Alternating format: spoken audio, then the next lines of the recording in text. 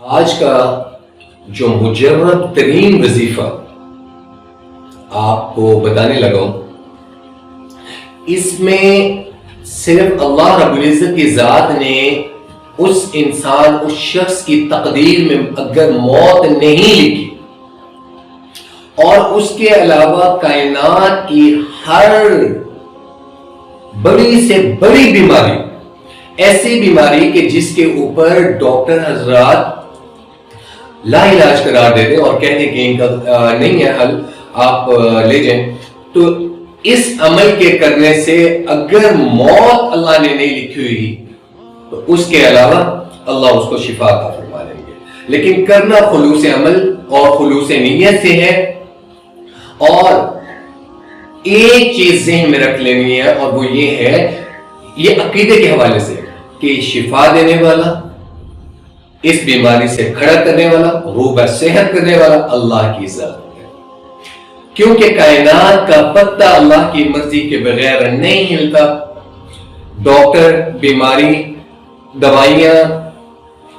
بڑی سے بڑی مشینری، بڑی سے بڑی ریسرچ، یہ اللہ کے کن کی محتاج ہے، یہ اسباب ہے۔ آپ اسباب کو بھی اختیار کریں، I'm not denying کہ آپ اسباب کو اختیار نہ کریں۔ اس کے بعد کامل اللہ پر ایمان ہو کہ اللہ تو نے صحت دینی ہے، تو نے شفا دینی ہے، اللہ کرم فرما دے۔ کرنا یہ ہے کہ کوئی آدمی جو اس مریض کی عیادت کے لیے جائے یا اس کے گھر کے افراد میں سے کوئی فرد جو بیمار ہو، اس کے سر کھڑے ہو کر، باوضو کھڑے ہو کر، اپنا دائیں ہاتھ اس کی پیشانی پہ ایسے رکھ کر اول آخر دروشی پڑھنا، دروشی پڑھنے کے بعد دائیں ہاتھ اس کی پیشانی پر ہو، 7 ٹائم اسأل اللہ العظیم رب العرش العظیم ان یشفیک، یہ سنن ترمذی میں یہ دعا ہے، یا جو انسان عیادت کرنے کے لیے جائے، اس کے گھر کا کوئی بھی فرد اس کے ماتھے پر ہاتھ رکھ کر، یہ آپ کو ساتھ ڈسپلے بھی ہو رہی ہوگی دعا، 7 ٹائم یہ پڑھ کر آپ نے اس مریض کی پیشانی پر دم کر دینا ہے، پانی میں دم کر دینا ہے یا تھوکا دینا ہے، ہلکے ہلکے تھوک کے ذرات اس کے جسم پر ہے۔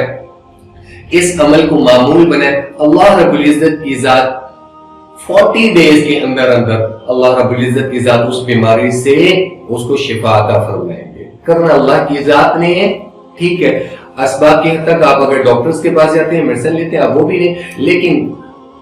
ایک مسلمان کی حیثیت سے، ایک مومن کی حیثیت سے ہمارا کامل ایمان ہے کہ اللہ رب العزت کی ذات